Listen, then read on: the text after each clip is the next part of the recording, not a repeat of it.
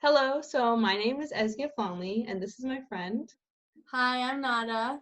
And today I'm going to explain to her the new food label. So as of January 1st, 2020, they require that companies have a new food label that's more specific, and it includes different types of nutrients, and some things are bolded and made more obvious. So I'm going to explain that to you today. And actually, manufacturers who make $10 million or less in sales per year have an extra year, so they don't have to implement this label until January 1st, 2021. But everybody else and most of the labels you probably see will be already changed.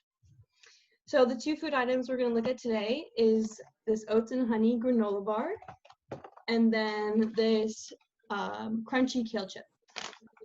So first I'm going to explain the oats and granola bar, and you have this label in front of you, right? Yes. Okay, perfect. So usually the label is found on either the side of the box, or for this one it's on the back of the packaging, but you would never really see it on the front. And it's important to be able to read this label because you want to make sure you're getting the adequate amount of nutrients every day to have a healthy diet. And if you can't read it, you just looking at random numbers and you won't be able to compare foods and see which one's better for you. Okay, so on the label, first, if you look at the top, it says 6 servings per container, and then it tells you the serving size of the box. So for this one, a serving size is 2 bars, and there's 6 servings per container. So something that they changed is that they made this font bolded, so you can see that the serving size looks bigger, and it's in bold, and then above it, it says the servings per container. And it's also been updated to reflect what people eat and drink today. So obviously, as the years go on, it changes what people eat. So a lot of people actually think that serving size is the recommended amount of servings you should be eating, but actually it's just what the average person eats in one sitting. So it's not like, Oh, I actually did not know that. yeah. So it says serving size is 2 bars, so it doesn't mean they recommend you eating 2 bars. That's just what the average person eats. So yeah. And then right under that, there's calories, and the calories are also now way bigger, and they're in bold font. So this one specifically has 190 calories. And in general, 100 calories per serving is known as moderate, and 400 calories per serving is high. So this one's 190. It's pretty moderate. It's an average amount. And the amount of calories you should be eating actually depends on a bunch of factors. So your age, your sex, your height, your weight, and the physical activity you do. So if, let's say, you're trying to maintain a healthy diet, you want to make sure that you're eating the amount of calories that you're burning. Okay. And then, so the calories, if you can see right above it in smaller words, this is amount per serving. So this is actually the total amount of energy supplied in one serving, so in 2 bars in this case. And calories includes any source of energy that you can get. So for example, it could be the fats, the carbohydrates, the proteins, the alcohol, and all of that. And then if you look all the way to the bottom in tiny letters under the potassium, it has a little asterisk, right, the footnote. And it says the percent daily value tells you how much a nutrient in a serving of food contributes to a daily diet. And it says 2,000 calories a day is used for general nutrition advice. So if you look on the right side of all the nutritions of each nutrient, in bolded font, it says 9%, 5%, 0%, and it goes down, right? Yeah. So that's known as the daily value. So something that has changed is, first, the footnote on the bottom that we just read has been made to be clearer so people can understand what it means. And it's also been updated based on new scientific evidence. So what are these percents? They're the amount of nutrients in one serving of this food that contributes to your total daily diet. Okay, and to figure out these percentages, they use something called daily values, and that's basically just the amount of nutrients you want to be eating per day of that nutrient. It's really useful to be able to read these daily values because it's a good way of comparing different foods and making sure you're getting 100% of the important nutrients a day. So in general, 5% daily value is considered low, and 20% or higher is considered high. So for the good nutrients, you want to keep it in between 5 and 20, and then for the bad nutrients, you definitely want it closer to 5%. Okay, so the middle under the calories is all the different types of nutrients, and each nutrient is bolded in font. So something that they changed on the new label is that now you need to include something called added sugars. So if you look on where it says total carbohydrates, under fiber, it says total sugars, 11 grams, and then it says 11 grams added sugars. And then next to it says 22% daily value, right? So the total sugar is just all the sugar that's in the food, like calculated. It includes the added sugars and the naturally occurring sugars. And added sugars are anything that's been added during packaging and processing. So that's a bad thing. We want the least amount of added sugars possible. So generally you want to aim for less than 10% of your daily calories to come from added sugars. So for this one, it's 22%. And this is only in this serving. So if you want 10% daily, this is over double of what you want in an entire day. So this isn't really a good option if you're trying to avoid sugary foods. And then if you go right above that is dietary fiber. So in general, you want more of dietary fiber, vitamin D, calcium, iron, and potassium.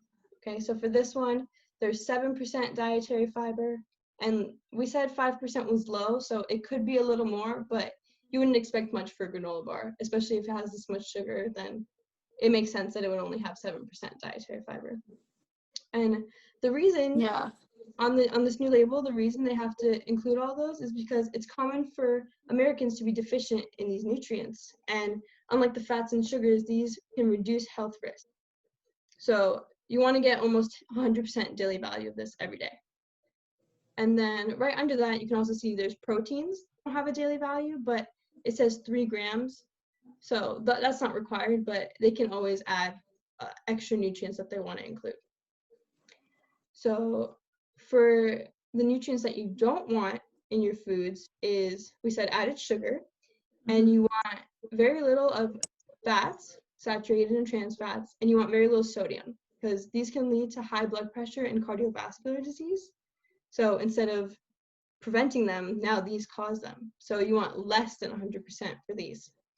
So on here, if you look at the very top, it says total fat is 9%, and then saturated fat is 5%.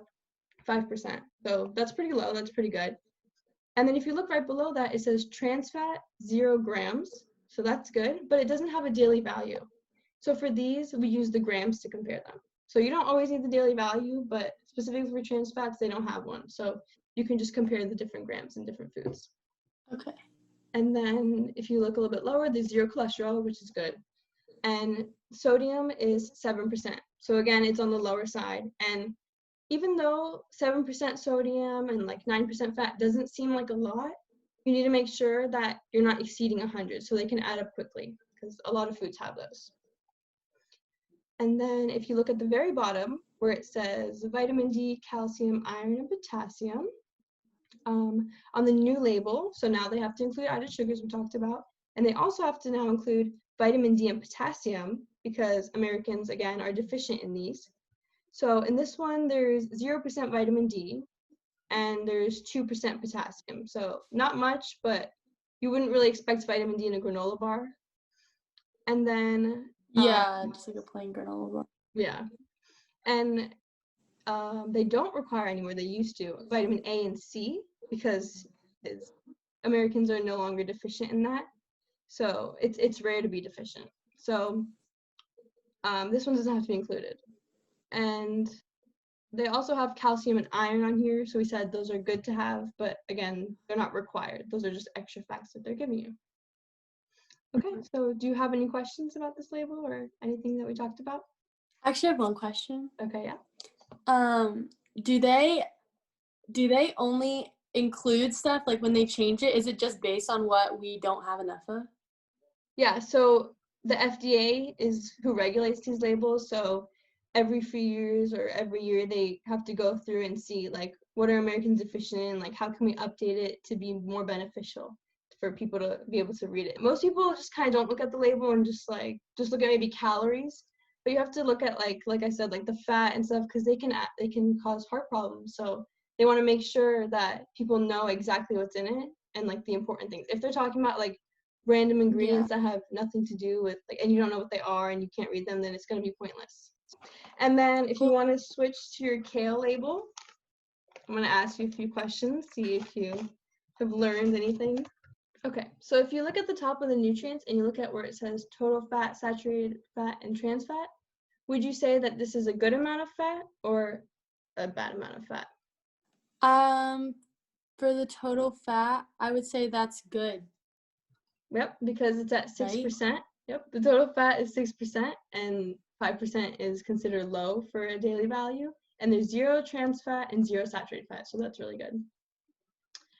And then, what nutrient on here do you see has the highest daily value? Sodium. Yep, it's at 9%. And would you say that's a good thing or a bad thing?